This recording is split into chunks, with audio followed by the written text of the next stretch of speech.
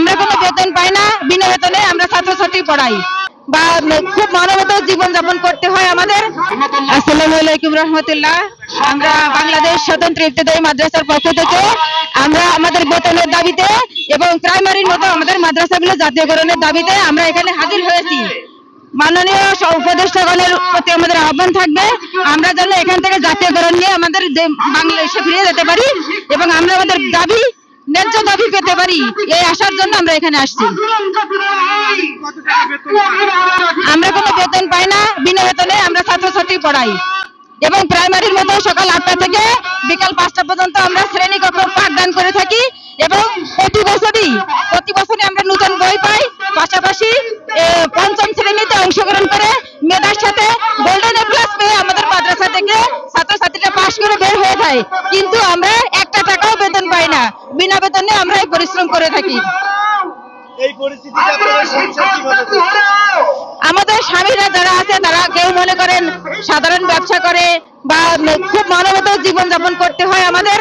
আমরা খুব সামান্য খুব দিনহীন অবস্থায় আমাদের জীবন যাপন করতে হয়। বিগত সময় আমাদের মাদ্রাসার এই টিচাররা বেতন না পেয়ে অনেকেই মারা গেছে।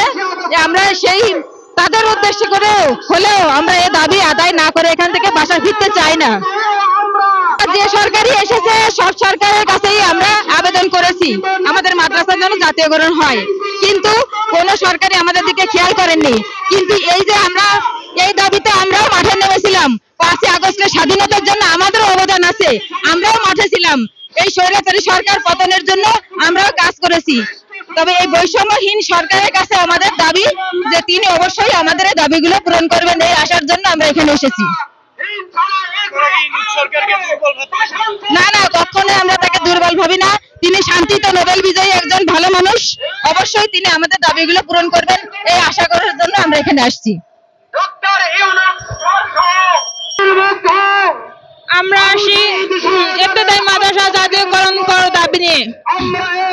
জি, মাদ্রাসা থেকে আসছি। আমি মুলাদি থানা লক্ষ্মীপুর স্বতন্ত্র ইবতেদায়ী মাদ্রাসা থেকে এসেছি। আমাদের কোনো বেতন নাই, আমরা বিনা বেতনে কাজ করতেছি। আমাদের পূর্বে শিক্ষকরা নিজেদের চেষ্টা নিজেদের টাকা পয়সা নিজেদের অর্থায়নে মাদ্রাসা চালিয়েছে এবং বর্তমান সময় আমরা আমাদের নিজেদের অর্থায়ন এবং নিজেদের চেষ্টায় মাদ্রাসা চালিয়ে যাচ্ছি।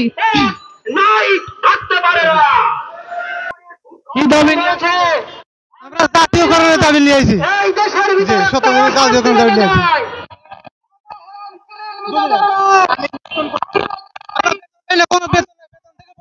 40 বছর হলো এখন আল্লাহ চালাবে ভাবে। এখন আমরা চালাই, আমি কি করবো? আমার বেতন নেই, 40 বছর আমার কোনো বেতন নেই।